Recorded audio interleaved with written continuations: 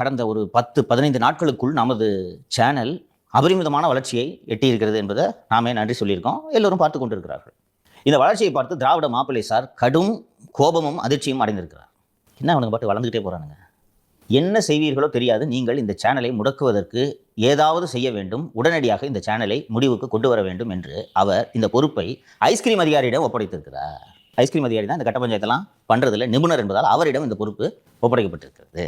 அவர்களும் சரியான தருணத்தை பார்த்து கொண்டிருக்கிறார்கள். ஐஸ்கிரீம் அதிகாரிக்கு ஏற்கனவே கை துடிக்குது. 15 எஃப்ஐஆர் போட்டு வச்சுட்டு கைது பண்ண முடியலையேன்ட்டு அவருக்கு மிகவும் மனசு வருத்தமாக தான் இருக்கிறது. பார்க்குறாருல்ல, டெய்லி ஐஸ்கிரீம் அதிகாரின்றான், 15 எஃப்ஐஆர் போட்டு வச்சுருக்கோம், அரெஸ்ட் பண்ண முடியலையே என்று அவர் ஆதங்கத்தில் இருக்கிறார். இந்த நேரத்தில் மாப்பிள்ளை சார் இதுபோல் ஐஸ்கிரீம் அதிகாரி அழைத்து துபாயிலேருந்தே ஃபோன் பண்ணி சொல்லியிருக்காரு. மாப்பிள்ளை எப்போதும் வெளிநாடுகளில் தான் சுற்றுலாவில் இருப்பார் என்று உங்களுக்கு தெரியும். அங்கிருந்தே ஐஸ்கிரீம் அதிகாரி அழைத்து இந்த மாதிரி இதெல்லாம் செய்யுங்க என்று சொல்லியிருக்கிறார்.